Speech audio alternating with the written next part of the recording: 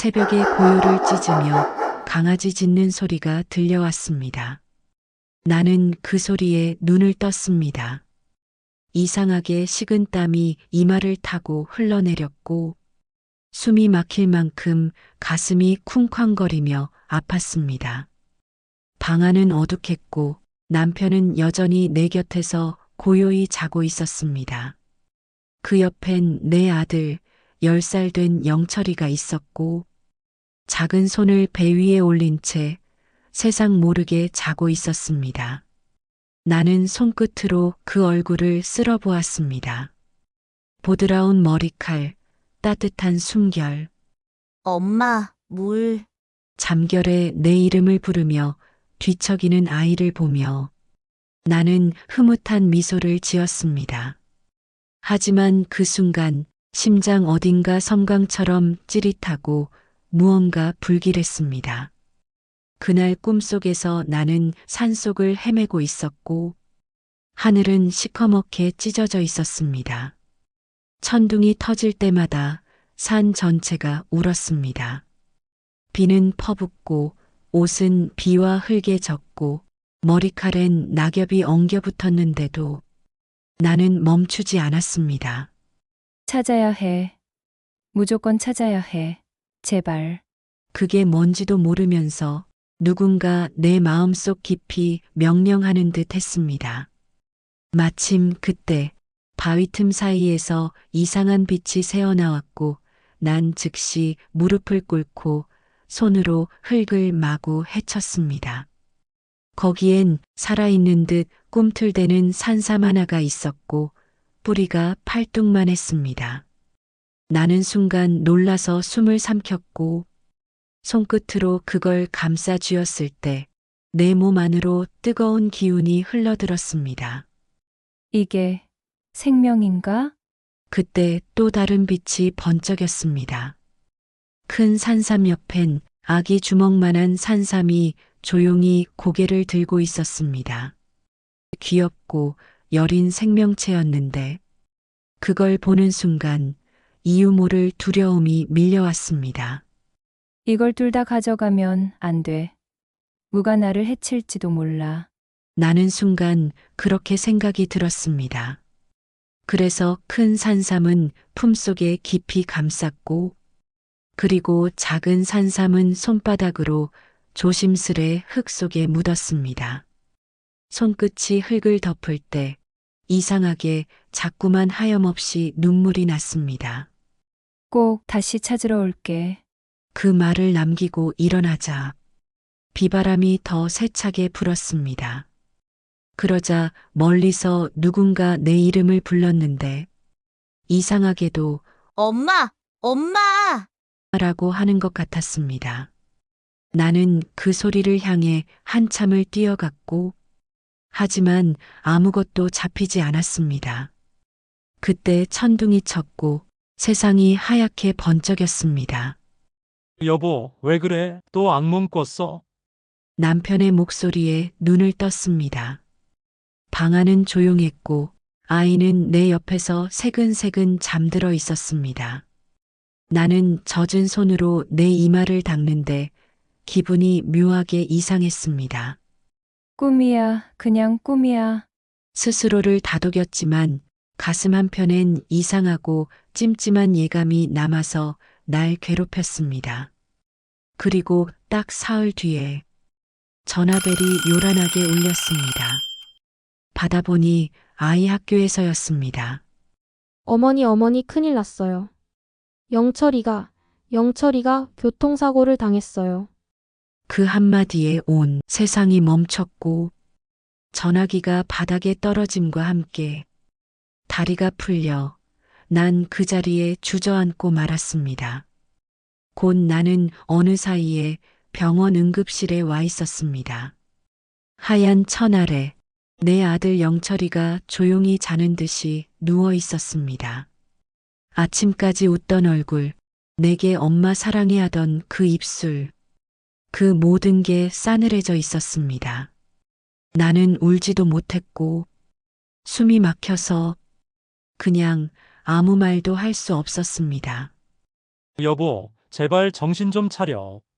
남편이 울먹였습니다. 이건 영철이 운명이야. 너의 잘못 아니야. 하지만 나는 고개를 저으며 말했습니다.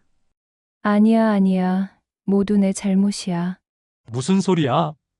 나는 떨리는 목소리로 말했습니다. 그 꿈에서 내가 산삼을 2개 봤었어. 큰 건 내 품에 조심히 품고 작은 건 땅속에 묻었어. 근데 그게 우리 영철이었어. 남편은 나를 끌어안았지만 그의 손길조차 느껴지지 않았습니다. 머릿속에선 오직 그 장면만이 반복됐습니다. 비 내리는 산속 작은 산삼을 묻던 내 손. 그날 이후 나는 매일 같은 꿈을 꿨습니다. 손으로 흙을 파헤치고 울부짖으며 작은 산삼을 찾는 꿈. 아침이면 손톱 밑에 흙이 끼어 있는 것 같았습니다. 영철아, 엄마가 그걸 널 가져왔어야 했는데. 밤이면 백구가 마당에서 구슬프게 울었습니다. 매번 그 소리가 나를 깨웠고 창문을 열면 산등성이 너머로 희미한 불빛이 보였습니다.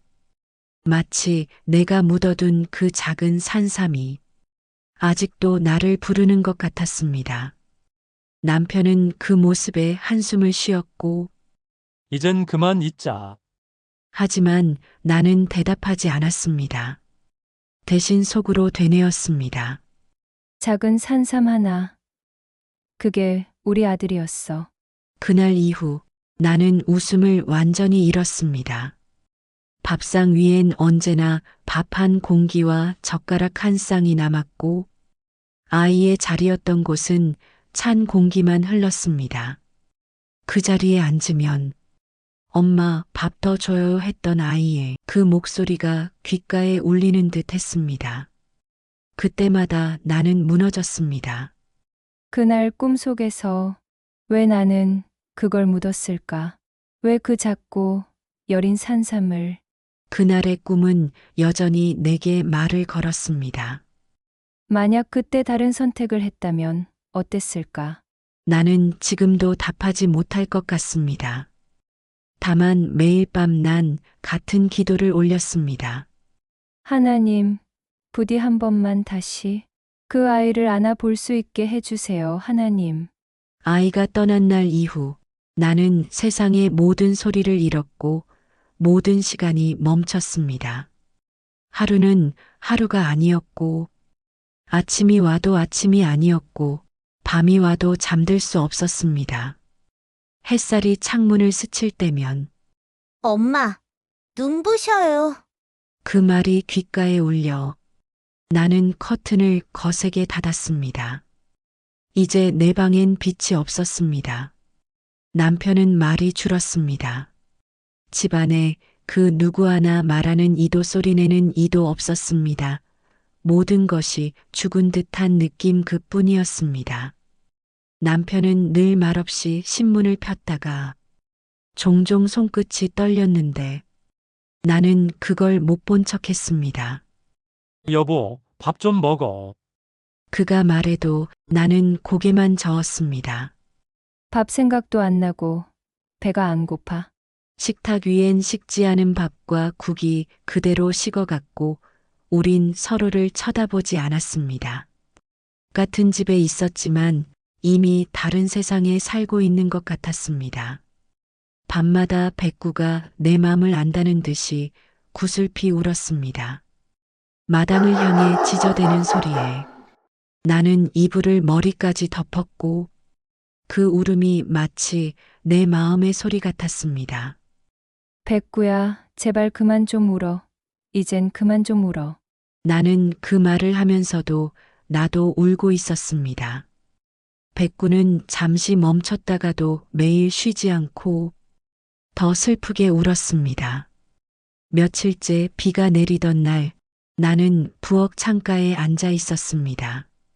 아이가 쓰던 컵, 젖은 젓가락, 그리고 아직도 남아있는 초코우유 자국. 나는 그걸 아직도 치우지 못하고 있었습니다. 아마도 손을 대면 그 아이의 온기가 사라질까봐 두려웠던 것 같습니다. 그러던 어느 날 밤에 이상한 일이 일어났습니다. 아이가 쓰던 의자가 스르르 흔들렸고 창문이 닫혀 있었는데도 의자가 아주 천천히 누군가 앉은 듯 움직였습니다. 나는 그 앞에서 한참을 서 있었습니다. 영철아, 거기 있니? 대답은 없었지만 나는 알고 있었습니다. 그 아이가 돌아왔다는 것을, 아니, 어쩌면 내 마음이 그 아이를 불러낸 걸지도 몰랐습니다. 어느 날 나는 아들의 방을 정리하려 했습니다. 문을 여는 순간 심장이 덜컥 내려앉았습니다. 방 안은 그대로였습니다. 책상 위엔 공책이 반쯤 펼쳐져 있었고 연필 끝엔 이빨 자국이 그대로 남아 있었습니다. 침대 위에는 내가 그날 아침에 덮어줬던 파란 이불이 아직도 구겨진 채 남아 있었습니다.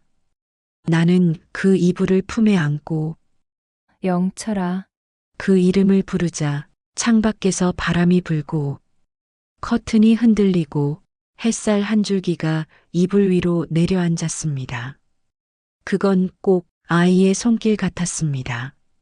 그날 이후 나는 조금씩 미쳐가는 것 같았습니다.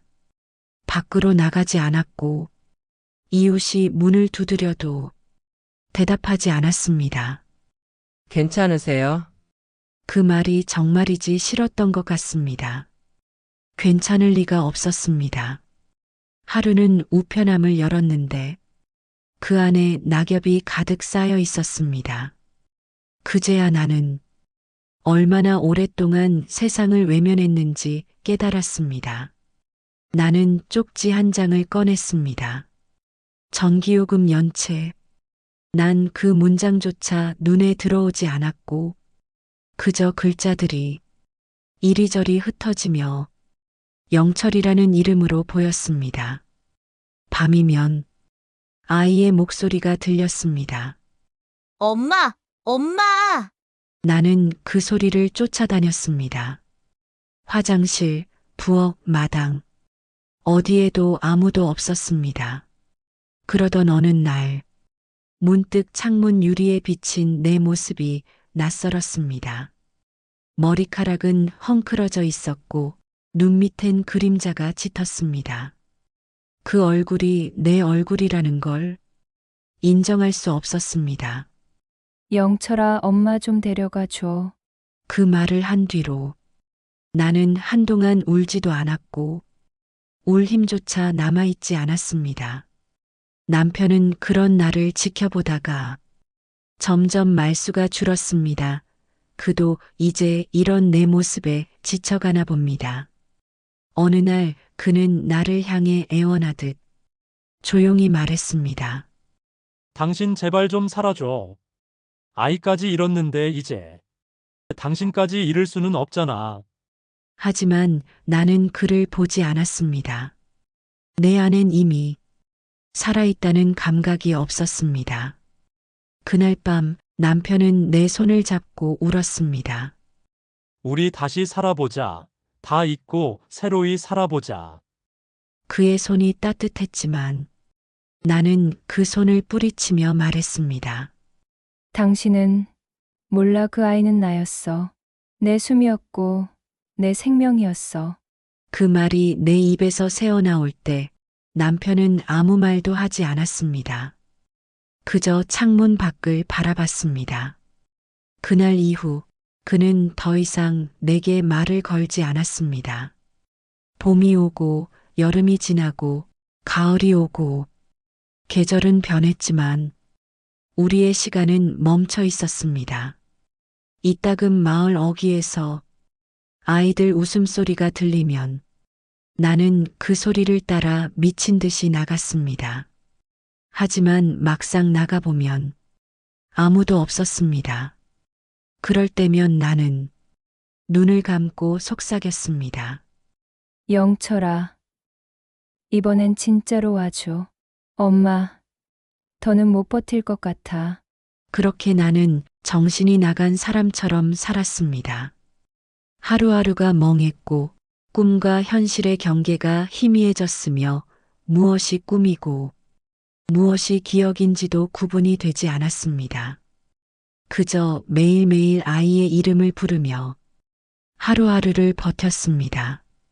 그렇게 끝이 없는 어둠 속에서 어느 날 낯선 아이들의 웃음소리가 내 담장 너머로 들려왔습니다. 그 소리는 오랫동안 잊고 있었던 햇살같이 따뜻했고 조용히 내 가슴을 두드렸습니다. 그때는 몰랐습니다. 그 소리가 내 인생의 두 번째 기적이 될 줄은. 그의 봄은 유난히 따뜻했습니다. 기억이 희미해질 만큼 오랜만에 들려오는 참새 소리, 그리고 마당의 흙냄새. 나는 여전히 하루 대부분을 멍하니 보내고 있었습니다. 아침이면 백구가 내 발치에 앉아 꼬리를 흔들었지만 나는 그조차 귀찮았습니다. 가, 백구야. 엄마 피곤해. 그 말이 입 밖으로 나올 때마다 백구는 잠시 나를 바라보다가 문 앞에 누워 꼬리를 천천히 내렸습니다. 그날도 그렇게 앉아 있었고 아무 소리 없는 부엌, 차가운 식탁, 그리고 식어 있는 밥 한 그릇. 그때였습니다. 밖에서 낯선 웃음소리가 들렸는데 처음엔 바람소리인 줄 알았습니다. 하지만 점점 분명해졌습니다. 야, 기다려, 거기 위험해. 해, 잡아봐라. 아이들의 웃음소리였습니다. 정말 오랜만이었습니다. 마당가를 스치는 그 소리가 내 굳은 마음에 살짝 균열을 냈습니다. 나는 천천히 일어나 문을 열어보았습니다. 거기엔 낯선 두 아이가 내 마당 담벼락에서 공을 주워 들고 있었습니다. 남자아이는 초등학교 고학년쯤, 여자아이는 7살쯤 되어 보였는데 둘 다 너무 귀여워서 내 얼굴에 미소가 번졌습니다. 이모, 죄송해요. 공은 넘어갔어요. 큰애가 허리를 굽혀 인사했는데 그 모습이 너무 따뜻했습니다. 괜찮아, 공 같은 건 넘어올 수도 있지. 나도 모르게 웃음이 새어나왔습니다. 얼마 만의 웃음이었을까요? 그날 이후로 아이들은 자주 담벼락 너머로 얼굴을 내밀었고 난 그것이 매우 반가웠습니다. 이모, 오늘도 공 좀 주워주세요. 이모, 이 강아지 귀엽다. 그 강아지 이름은 백구야. 백구랑 놀고 싶으면 언제든지 이모 집에 놀러 와도 돼. 아이들 웃음소리가 집안을 가득 채울 때면 내 심장은 오랜만에 뛰었습니다. 어느 날 오후 아이들의 엄마가 찾아왔습니다. 안녕하세요. 저희 이번에 옆집으로 이사 왔어요. 그녀는 말랐지만 부드러운 눈빛을 가진 여인이었고 다정하게 느껴지는 사람이었습니다. 애들이 시끄럽게 굴죠? 죄송해요. 아니에요. 오히려 반갑네요. 우리 집에 간만에 사람 소리가 나는 것 같아서 좋아요. 그 말을 하는 내 목소리가 낯설 만큼 따뜻해서 내 자신도 놀랐습니다. 며칠 뒤 큰아이가 대문을 두드렸습니다. 이모, 엄마랑 아빠가 늦게 오셔서요. 저랑 동생이 잠깐 여기 있어도 돼요? 나는 고개를 끄덕였고 그날부터였던 것 같습니다. 집안에 다시 발소리가 들리기 시작한 건 작은 발소리, 웃음소리, 아이들 장난치는 소리. 그 모든 것이 내 삶의 공기를 바꾸었습니다. 나는 부엌으로 가서 냄비에 물을 올렸습니다. 이모, 뭐 하세요? 라면 끓이려고?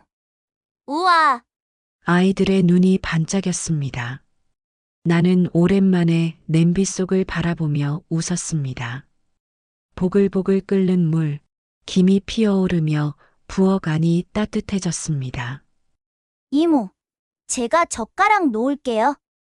작은 손이 수저통에서 젓가락을 꺼내 이내 상위에 가지런히 놓았습니다. 세 개의 젓가락. 나는 그 모습을 보는 순간 가슴이 먹먹했고 아들이 살아있을 때 우리가 함께 밥을 먹던 장면이 떠올랐습니다. 이모, 괜찮아요? 응, 괜찮아. 이렇게 시끄러운 게 오랜만이라서 너무 좋아서 그래. 라면 냄새가 집안을 가득 채웠고 세 사람의 김이 한데 섞였습니다. 그 작은 온기가 내 폐 속 깊이 스며들었습니다. 그날 밤 아이들의 엄마가 찾아와 인사했습니다. 우리 애들이 민폐죠? 아니에요. 오히려 고마워요. 고맙다니요? 그 애들이 오니까 집이 다시 살아난 것 같아요. 여자는 한참 나를 바라보더니 살짝 웃었고 난 말했습니다. 저희 집도 항상 그런 집이면 좋겠어요. 그날 밤 나는 잠들기 전 문득 깨달았습니다. 오랫동안 죽어있던 내 마음에 작은 숨결이 돌아오고 있었다는 걸. 그 후로 아이들은 하루가 멀다 하고 우리 집에 놀러 왔습니다. 백구와 함께 뛰놀고 마당의 꽃 냄새도 맡으며 때로는 아이들은 내 손을 잡고 노래를 불렀습니다. 이모, 이 노래 알아요? 이게 뭐야? 텔레비전에 나오는 동요예요. 따라 불러요. 이모도. 그 말에 나도 모르게 따라 불렀습니다. 목소리가 어색하게 떨렸지만 아이들은 손뼉을 치며 말했습니다. 이모, 노래 잘한다. 그 웃음소리에 나는 울 뻔했습니다. 해질 무렵 아이들이 돌아간 뒤에도 집안엔 아이들의 웃음이 남아 있었습니다.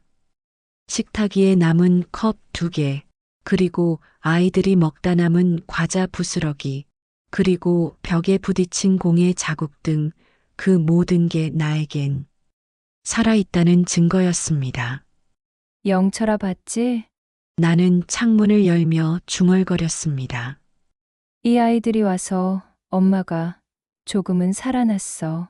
그 말에 마치 대답이라도 하듯이 바람이 부드럽게 불었습니다. 그날 밤 백구는 오랜만에 조용히 내 곁에 누웠습니다.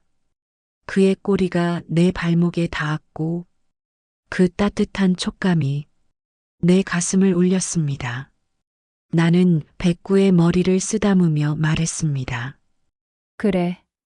백구야, 이제 조금 괜찮을 것 같아. 그리고 창밖을 바라봤는데 달빛이 고요하게 마당을 비추고 있었습니다. 그 빛 속에서 나는 분명히 느꼈습니다. 다시 내 인생이 움직이기 시작했다는 걸. 그날은 평소처럼 평화로운 날이었습니다. 햇살이 유리창을 스치고 아이들은 마당에서 백구와 공놀이를 했습니다. 이모, 백구가 공을 잡았어요. 수진이가 깔깔 웃었습니다. 그래. 백구는 이제 축구 선수네. 나도 아이들과 함께 웃었습니다. 태호는 땀에 젖은 이마를 닦으며 말했습니다. 이모, 오늘은 저희가 설거지 할게요. 무슨 설거지야. 설거지는 어른이 해야지. 이모는 쉬세요. 저희도 이제 설거지는 할 수 있는 나이예요. 나는 웃으며 손을 저었습니다. 그 웃음 속엔 이제 더 이상 지난날의 어둠이 없었고 내 삶이 다시 살아나고 있음을 느꼈습니다. 저녁이 되어 아이들이 집으로 돌아갔고 나는 문 앞에서 손을 흔들었습니다. 조심히 가라. 태화 수진아. 이모, 내일 또 놀러 올게요. 그래. 꼭 와야 해. 이모가 떡볶이 해놓고 기다릴게. 네, 안녕히 주무세요. 밤은 유난히 고요했고 달빛이 마당의 감나무 잎을 비추고 백구는 내 발치에 누워 있었습니다. 잠결에 나는 미묘한 냄새를 맡았는데 타는 냄새였습니다. 백구야, 무슨 냄새지? 백구가 갑자기 짖기 시작했습니다. 나는 창문을 열었는데 멀리서 붉은 불빛이 번쩍였고 곧이어 사람들이 소리치는 소리가 들려왔습니다. 불이야! 불이야! 불이야! 그 말에 머리에 피가 마르는 듯한 느낌이 들었고 곧 나는 슬리퍼도 신지 못한 채 맨발로 뛰쳐나갔습니다. 하늘을 향해 치솟은 거친 불길, 검은 연기, 터질 듯한 불소리. 사람들이 물을 퍼부었지만 불은 더 커졌습니다. 태호야! 수진아! 내 목소리가 비명처럼 터졌습니다. 그때 창문 너머로 작은 손이 흔들리며 울부짖는 게 보였습니다. 살려주세요, 살려주세요. 나는 미친 사람처럼 불길 속으로 뛰어들었습니다. 주위에서 누군가 소리쳤습니다. 안 돼요! 위험해요! 하지만 내 귀엔 아무것도 들리지 않았습니다. 뜨거운 공기가 내 얼굴을 때렸고 눈앞이 하얗게 타올랐습니다. 숨이 막히고 코끝이 타들어갔는데 그 속에서도 아이들의 울음소리만은 너무 선명하게 들렸습니다. 이제 괜찮아. 이모가 왔어. 나는 손으로 얼굴을 감싸며 계단을 뛰어 올랐습니다. 한층, 또 한층, 무너지는 나무 판자의 소리, 불타는 커튼의 냄새, 모든 것이 지옥 같았습니다. 태호야! 수진아! 이모! 여기! 어둠 속 연기 틈에서 두 아이가 웅크리고 있었습니다. 나는 아이들을 끌어안고 말했습니다. 괜찮아. 괜찮아, 이모가 왔어. 두 아이의 몸은 떨고 있었고 작은 손이 내 옷깃을 꼭 붙잡았습니다. 이모, 무서워. 괜찮아, 이제 이모랑 있으니까. 네, 이모.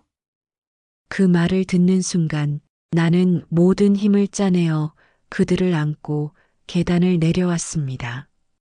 무너진 천장이 머리 위로 떨어지고 불길이 내 옆을 스쳤습니다. 하지만 나는 멈추지 않았습니다. 한 걸음 또 한 걸음.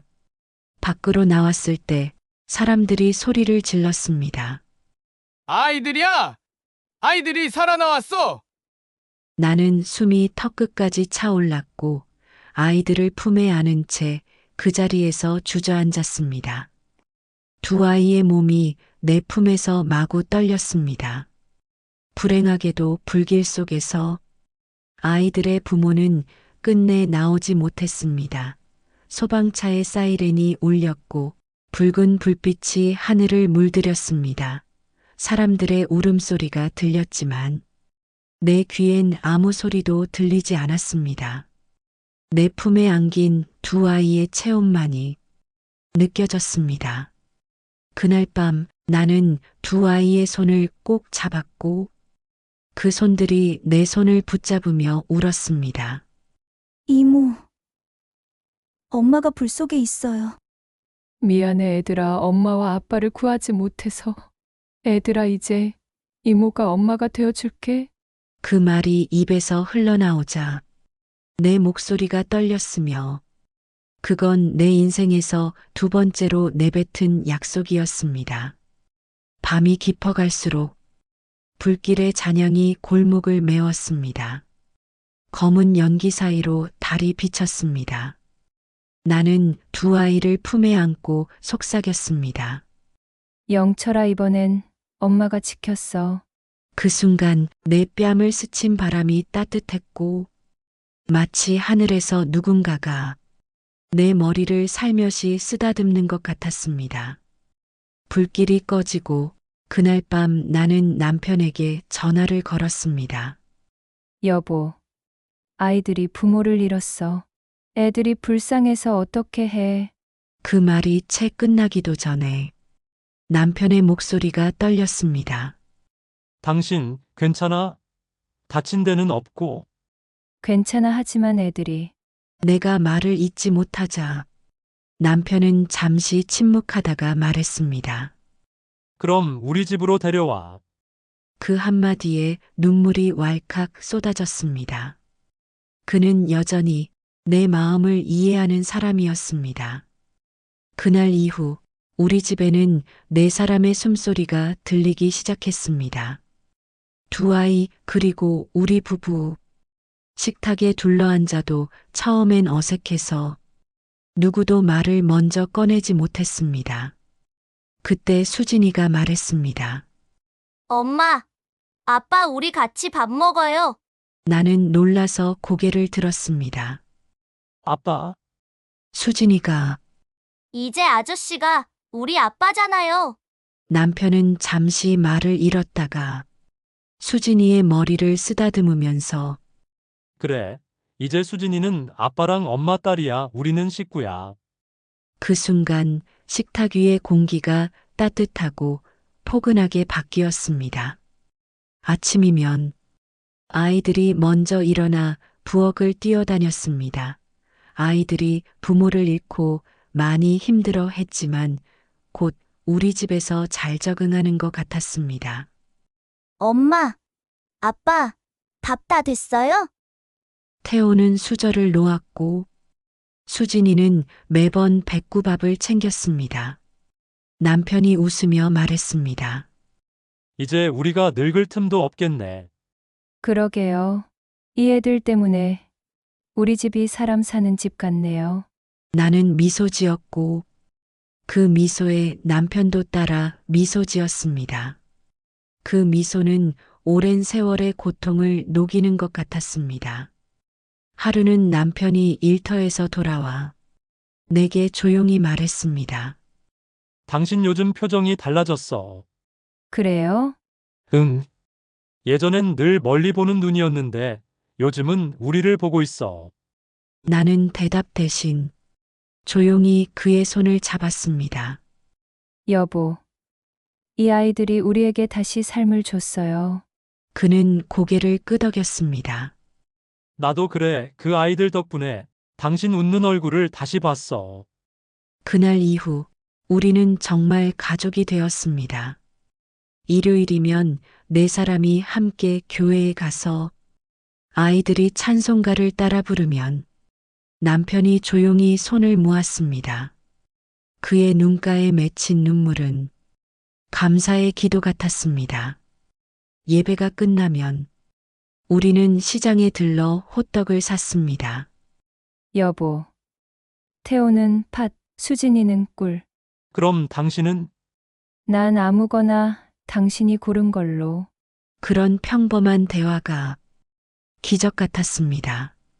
저녁이 되면 거실에 모여 앉아 남편은 신문을 읽고 태호는 숙제를 하고 수진이는 그림을 그렸고 나는 그 옆에서 바느질을 했습니다. 엄마, 아빠, 이거 봐요. 수진이가 내민 그림 속엔 네 사람이 손을 잡고 서 있었습니다. 하늘엔 커다란 별 하나가 반짝였습니다. 이 별은 뭐야? 영철 오빠야. 그래, 맞아. 우리 영철이. 남편은 그림을 보며 조용히 말했습니다. 영철이가 우리 지켜보고 있나 봐. 나는 그 말에 눈물이 났지만 이번엔 울지 않았고 대신 웃으며 고개를 말없이 끄덕였습니다. 응. 영철이가 기뻐할 거야. 우리 가족이 다시 행복하니까. 아이들이 잠든 뒤 남편은 내 손을 잡았습니다. 당신, 이젠 괜찮아? 응. 이제야 진짜 살아있는 것 같아요. 고마워. 당신이 다시 웃어줘서. 나는 그의 어깨에 머리를 기댔습니다. 창밖에 별 하나가 유난히 밝았습니다. 영철아 고맙다. 이 가족을 보내줘서. 그 순간 창문을 스치는 바람이 따뜻했고 그건 마치 하늘에서 오는 미소 같았습니다. 이제 우리 집은 늘 시끌벅적해졌습니다. 수진이의 웃음, 태호의 장난, 남편의 낮은 콧노래, 그리고 백구의 짖는 소리. 그 모든 소리가 내 하루를 살아있게 했습니다. 나는 이제 알고 있습니다. 가족은 혈연으로만 만들어지는 게 아니라 마음으로도 이어지는 거라는 것을. 우리 네 사람은 그렇게 다시 태어났습니다. 그 누구도 대신할 수 없는 진짜 가족으로. 하지만 행복은 오래 머물지 않았습니다. 우리 집에 웃음이 피어나기 시작한 지도 채 2해가 되지 않았을 무렵이었습니다. 그날 아침 일찍부터 문을 두드리는 소리가 났습니다. 문을 열자 낯선 중년 여자가 서 있었고 손에는 서류가 들려 있었습니다. 혹시 이 집에 태호와 수진이가 있나요?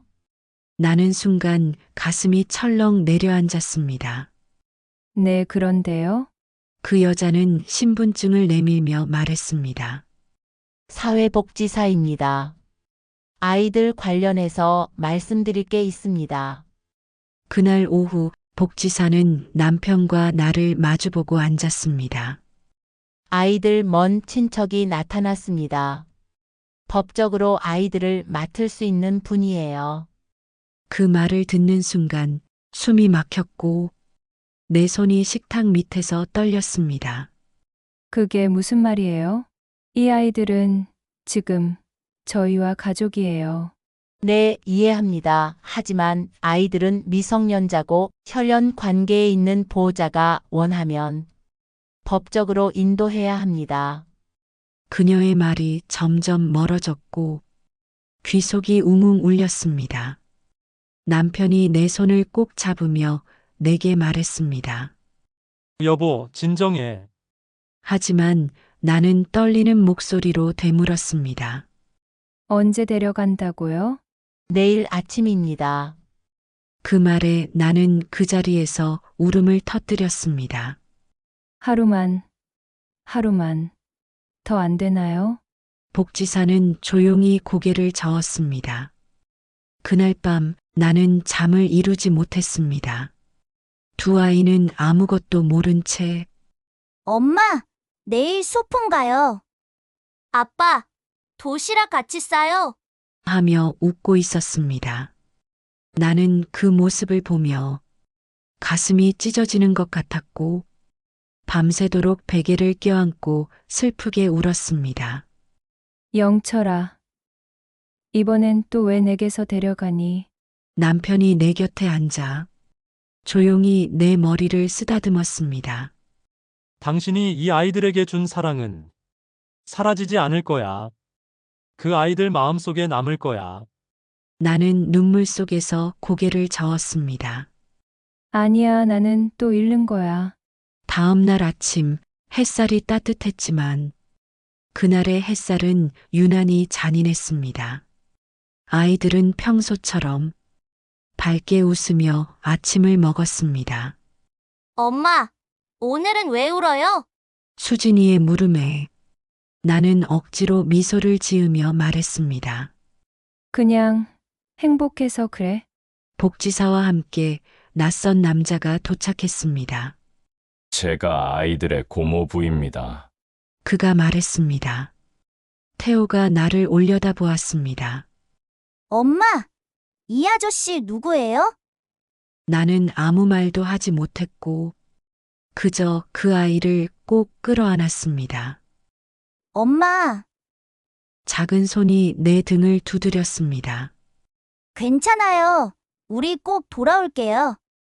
그 말을 들은 순간 눈물이 왈칵 쏟아졌습니다. 그래, 울지 마. 어디 가서도 밥 잘 먹고. 아프지 말고. 그리고 잊지 마. 언제든 올 수 있을 때 와. 엄마가 기다릴게.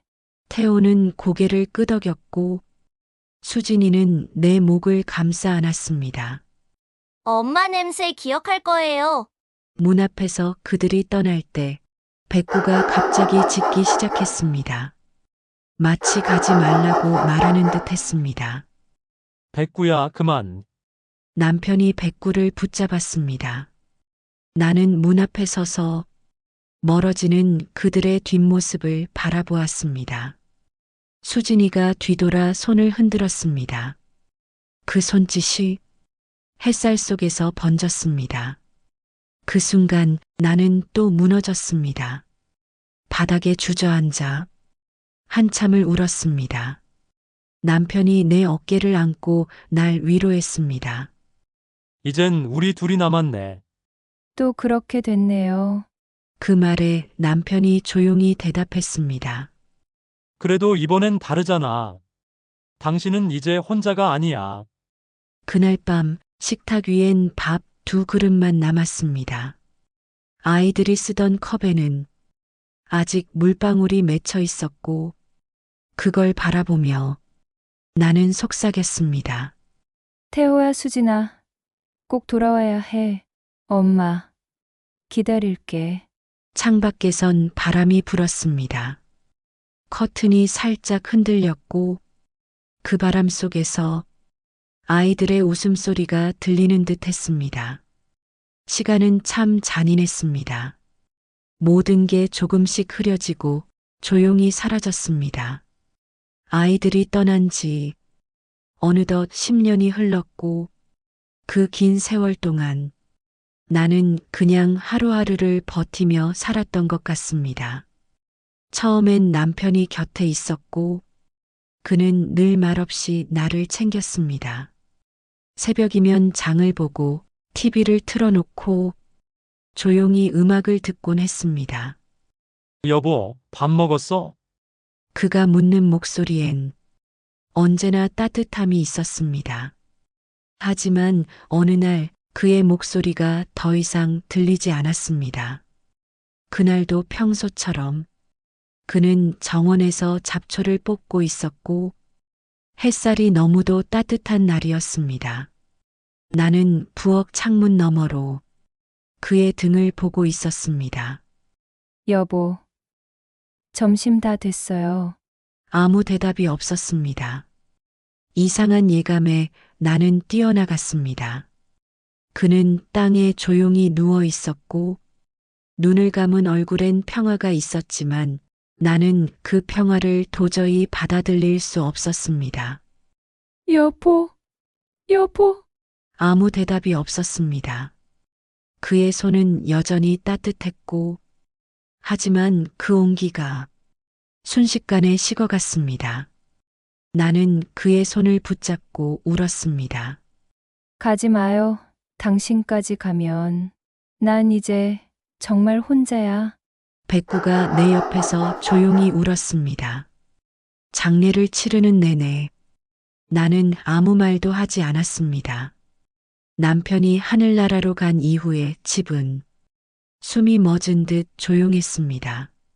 나는 하루 종일 집안을 배회했는데 문득 남편의 목소리가 들리는 것 같았습니다.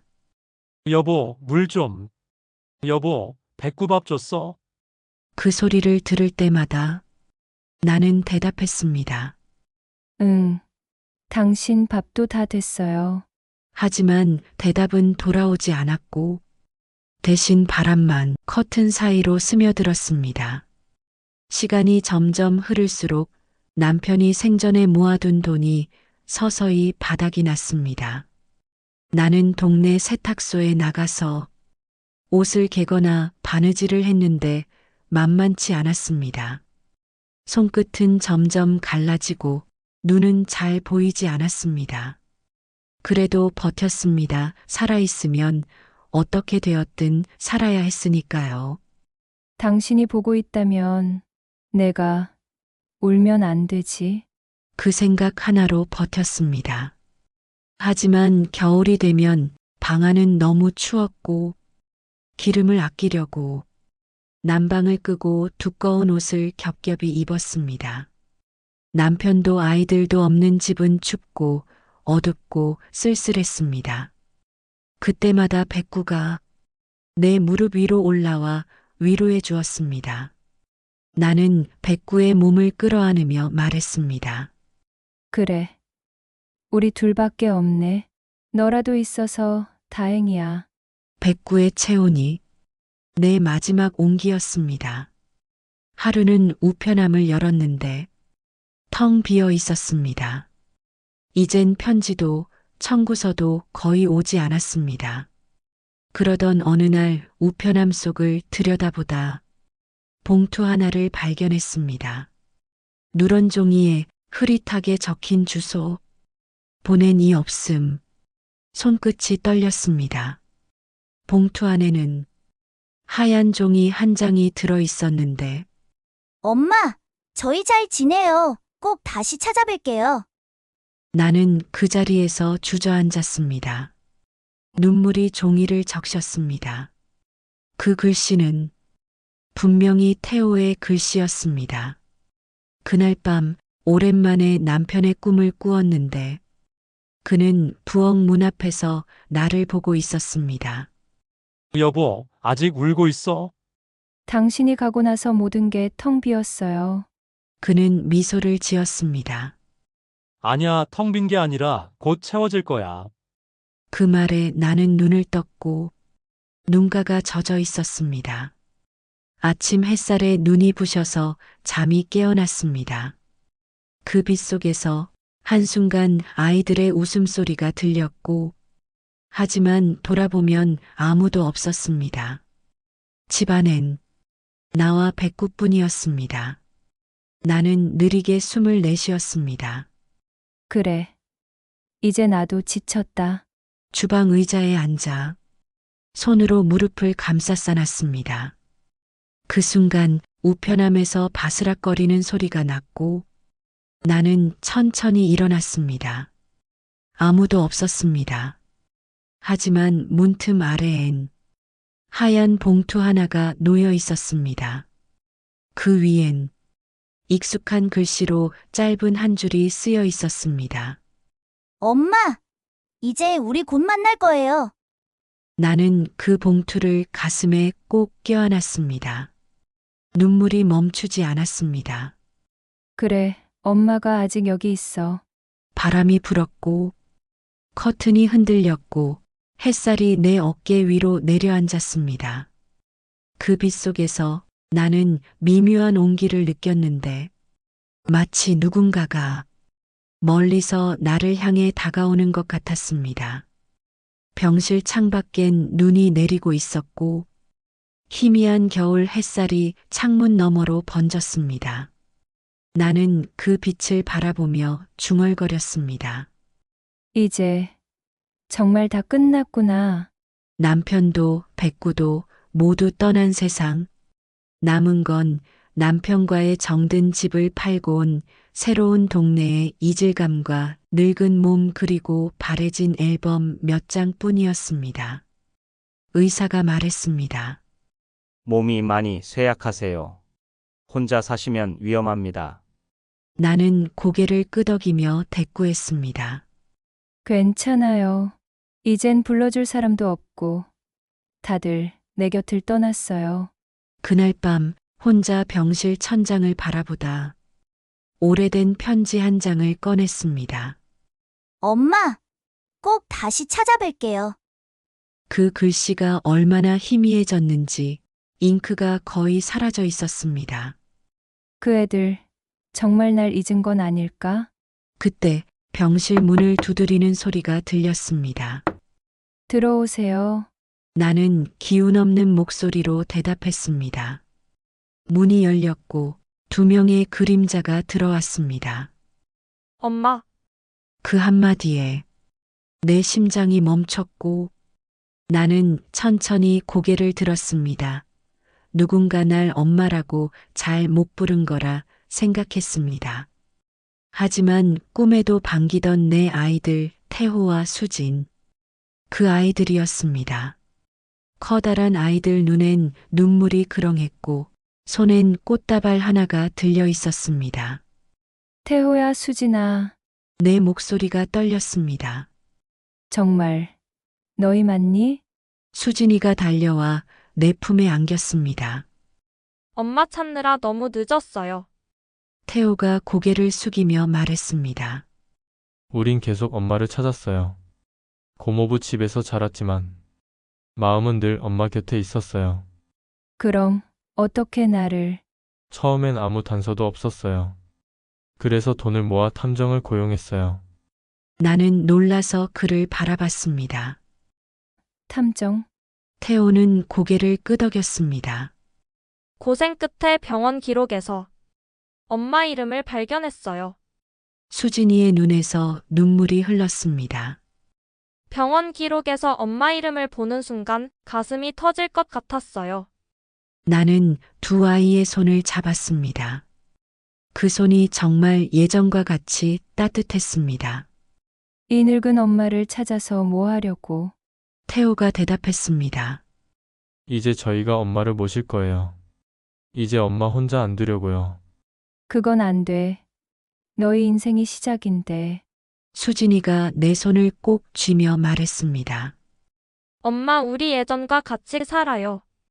며칠 뒤 퇴원날 아침 창문 밖에 햇살이 눈부셨습니다. 의사가 미소 지었습니다.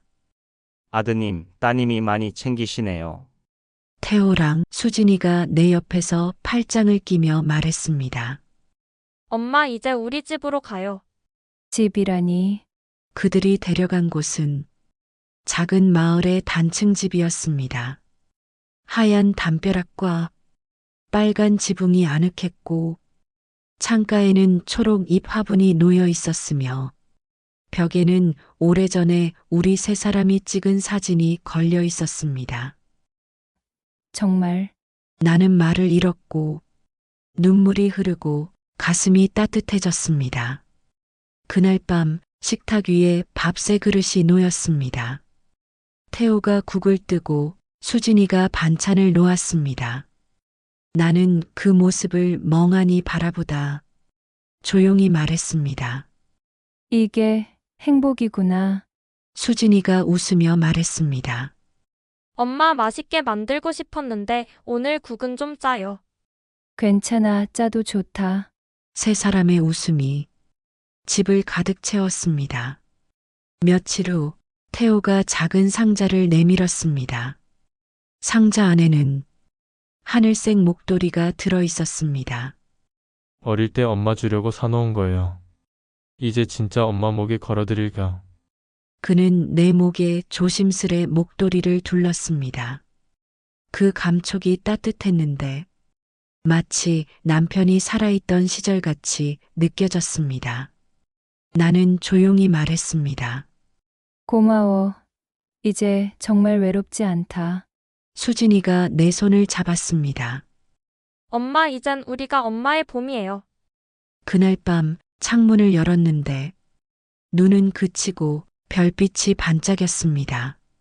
나는 혼자 속삭였습니다. 여보, 영철아, 이제 나 괜찮아. 이 아이들이 내 곁에 있어. 바람이 부드럽게 목도리를 스쳤습니다. 그 바람 속에서 남편의 웃음과 아이의 숨결이 느껴졌습니다. 집은 다시 웃음으로 가득 찼고 식탁엔 늘 따뜻한 밥이 있었고 현관 앞에는 세 켤레의 신발이 나란히 놓였습니다. 난 다시 살아났습니다. 사랑으로